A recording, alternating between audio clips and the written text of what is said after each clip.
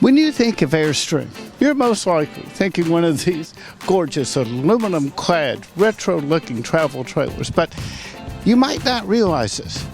The fastest-growing segment of Airstream is not the travel trailers. While they're doing well, it's these right over here, touring coaches. So stay tuned, because when we come back, you're going to meet the Vice President of Sales of Airstream, and we're going to talk about touring coaches. So stay tuned, because that starts right now on the Gadget Guru.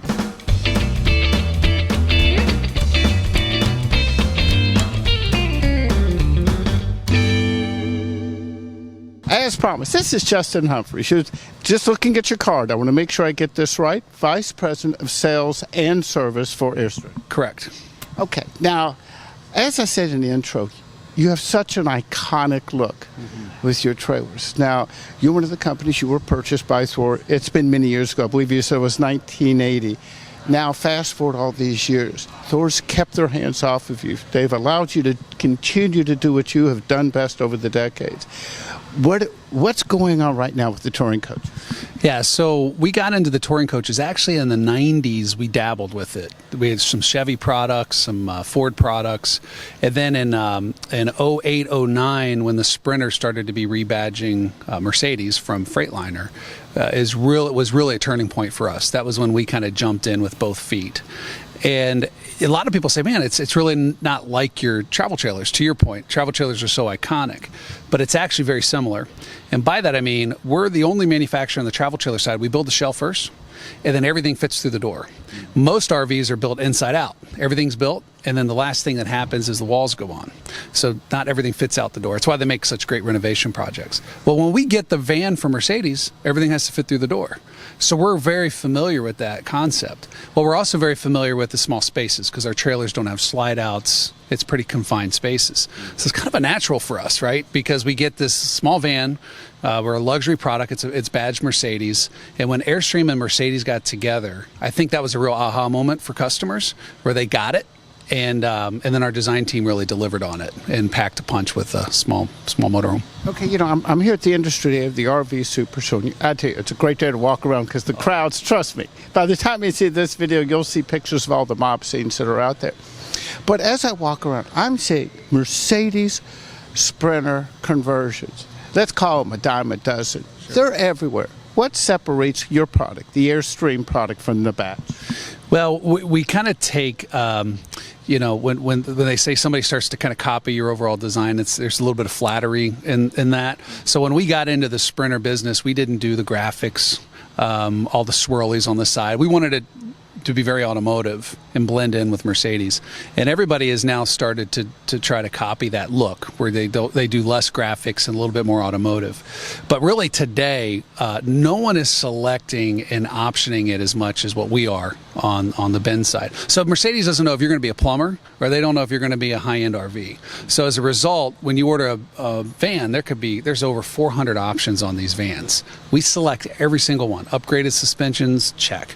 Extra airbags for safety, check. Airbags are expensive. If anybody's ever tried to replace one, we get several extra beyond just the standard equipment. Lane assist, collision avoidance, high beam assist, high gravity suspension system, and actually now we're offering air suspension on them, 4x4 options. So not all Sprinters are created equal. When somebody looks at a Sprinter and you're going to shop an RV that is built on a Sprinter, understand that RV manufacturer had to select 400 and some options, or had the ability to select over 400 options just for that van, and not everybody selected them all. So we really hammer that home with our consumers here at the show about how many options of those we select and how that's very unique in this industry. We even have like a heated windshield. If you go and look at that windshield, you'll see little lines there where it's heating that windshield, heated seats. But you know, when I see those types of options, or those type of options, ones that you're describing, it's not that unusual for an automobile. And after all, it is a Mercedes chassis. So when I think of airbags for safety or a heated windshield, that's like a no-brainer. Sure. What are the options that separate yours from all the others out there? You've got to be some things that you're doing special. I mean, before you enter, I'll say that I'm noticing that your fit and finish and your interiors are very nice. But what sort of ride are you going for with your model? Well, I felt it important to mention the Mercedes things because not every Mercedes is created equal, as you can imagine. You can option them down, so that's something we really hang our hat on. Really, the inside's the magic. The cabinets we're using is an Italian ply, beautiful. It's curved. It's high gloss. We're using extruded aluminums under the cabinets. They all come double hinged metal hinges, and actually fully carpeted on the inside, kind of the Airstream way, where not only does it have the great design, but it's very sturdy. It's built very, very, very well. We're actually laminating our floor, so a lot of times, as you can imagine, the van comes in, there's already a floor. It's a steel floor from Benz, where a lot of people just put the plywood right down on the floor and start building. We actually laminate a floor and insulate it. It's going to give you better noise reduction when you're driving. It's actually going to insulate you better, whether it's trying to cool it down in the summer or warm it up in the winter. All of our furniture is ultra leather product, which you're seeing in high-end cars now. It's stain resistant. It's got a great touch. Benz doesn't offer a real good infotainment system, right? And that's my area of expertise. So let me tell you, I'll agree with you. Yeah, there. so they do on their cars. It's fantastic. But on the Sprinter, again, majority of their trucks are used for commercial use, so they don't spend a lot of time in that area. We partner with Fusion. It comes preset with RV destinations and navigation. If you also notice in our rear view mirror, we actually put the monitor up there because it's natural to look at that as opposed to down into the infotainment center. And what it also allows you to do is you can do a split screen on it, so you can watch your navigation and manage your music, and at the same time always have the camera on. Our competitors, everything's in that infotainment center, so you have to pick one or the other. We have side vision cameras on ours, so people, when they're changing lanes, they want that confidence. They're driving a big van, so you hit the turn signal, automatically that image is flashed on that monitor right there. And then the flooring, we're using high-grade yacht style flooring. You get into the RV business and people can really start cutting corners. Flooring, insulation, laminated floors underneath. These are all areas that they're going to start taking out of. Faux leathers that don't wear well. Okay, so it seems, the fit and finish, what I noticed when I went through, a couple things that I noticed here. You're offering a variety of interiors. I see some that are like limos, some are like motorhomes. Here at this show, who's your customer? Our customer is overall, our customer is a first-time buyer. They've never owned one before. So when they come in and start shopping RVs, they don't quite get RV, they get automotive. So we're going after a first-timer that's down here in Florida, has a second home. Our motorhome takes them between homes. This is one segment. This is about half of our buyers. The other half, so they're really not going to RV. That customer is not going to RV in it a lot. They're using it more like a car, road tripping. That's why we call it a touring coach. The second set of... That's going hotel to hotel. It's going hotel to hotel, home to home, maybe a night or two occasionally, but largely just traveling. The second set of customers, and why we have more RV-friendly floor plans, these are guys that own the big Prevos or big diesel motorhomes that are used to high-optioned premium products, but they want something smaller. So in the industry, I think there's this tendency for motorhome people to say, or motor manufacturers say, oh, you want something small? That means you can't afford big. And that's not what the consumer's saying at all. I want something small, but I want something nice. If the car industry had that, you never have a BMW 3 Series or... You know, you said that. I'm seeing the industry starting to do that, whether it's you with your touring coaches. Newmar has downsized with their new Air. Winnebago with their Horizon. Smaller, higher end, more, let's say, contemporary or modern interiors.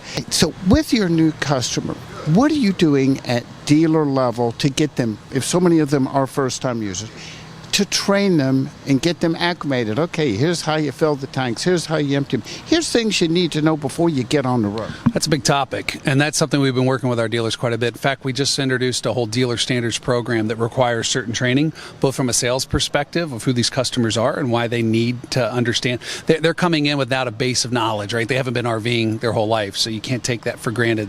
And then on the service side, too, they expect their expectations are a lot higher. So we've had training systems in place and a standards program to measure them. But we also have a survey. So when you buy an Interstate from us, we send you a survey. Where do you shop? What do you listen to? What did you do for a living? So we give those stats to the dealers to say, okay, these people aren't going to RV shows, a lot of them, although we'll see some here at a big show like this. So let's go to them. Might be a Barrett Jackson high-end car auction. It could be a boat show. It could be a wine festival. So we actually go to where these customers are as well, and we train our dealers how to do that. We give them marketing dollars to do that, and it's been very effective. Okay, and here's the topic. I've been pretty vocal about, the sales have just gone through the roof. Look at your stock, look at the market, look at dealers just bursting at the seams. But it doesn't seem that service at dealer level has kept up with the demand. Now, I'm understanding that Airstream's trying to do some things different to take care of your motorized customers. If somebody's coming up buying, one of your touring coaches, what can they expect at dealer level of getting taken care of, not having to wait months and months to get in for service? So that was the whole point of the Dealer Standards Program. We wanted to set a standard that we hold our dealers accountable for. And I've been in the industry 20 years. I don't think there's another manufacturer who's taken that step. This has all happened in the past year. They have to, if you have an emergency item, if you're a 5-rivet dealer, you have to get the customer in 48 hours. This idea of, all right, this air conditioner's broken and it's July in Florida, and I'll get to you in 8 weeks doesn't work. Right? That's an emergency item, and then we have to define that. But those are the types of things. So then we list our 5-rivet dealers on the website, so the customers can go on and understand who those 5-rivet dealers are. We also have factory service. We're one of the few manufacturers. We welcome you with open arms. We've got about 30 service bays up in Jackson Center, and you can have the factory work on it if you want. Now, I know that's not an option for everybody if you live in Florida, but the whole idea is to be mobile in these things, so it's surprising how many people do take advantage of it. You can go right to where it's built. You can have it winterized. You can have it refurbished. You can have warranty work done, whatever you need.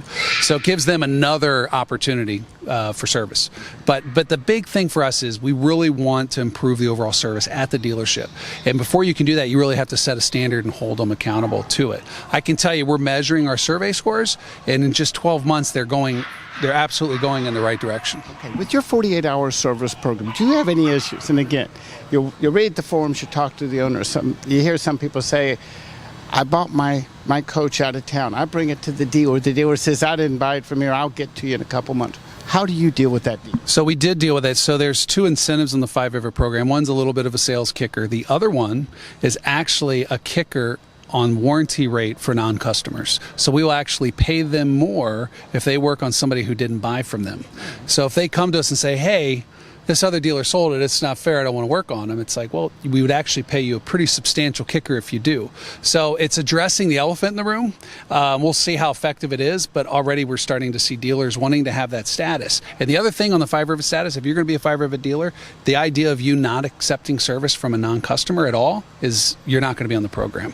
And we measure that through what customers give us feedback on. We survey customers a lot. So again, we're still early into this, but the 2 ways we address it, you have to service non-customers, and we'll actually pay you more if you do so. Now, tell me if I heard this correct. Are you starting to sign up Airstream-only dealers? It's been evolving. We're up to 16 locations with 2 more committed. The dealer that's here working the show is a multi-million-dollar investment. It's construction's underway right now. It's a beautiful facility. And another one that'll open up next month in Dallas-Fort Worth. That'll put us at 18. I suspect in the next 18 to 24 months we'll be over 20 dealers that just handle Airstream. Okay. Last question. This has to do with somebody who had purchased, I don't think it was one of your models, but a Mercedes Sprinter van. I know a lot of people who are using them as motorhomes. When they get to campgrounds, they have to level, if they're not on stable surface. But for some reason, Mercedes does not allow, or it doesn't need to, it won't come from the factory with some kind of levelers.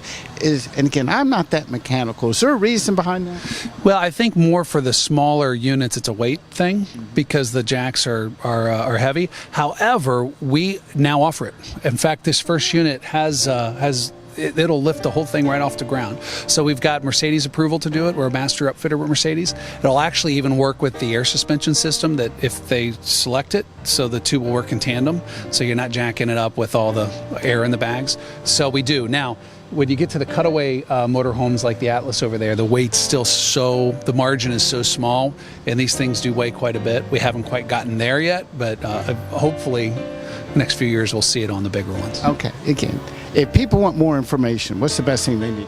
Go to airstream.com. You can see who your local dealer is. You can download a brochure. We've got a lot of informational videos on it. And then also we have a full list of the shows that we'll be participating in. So you can even check us out in your local market.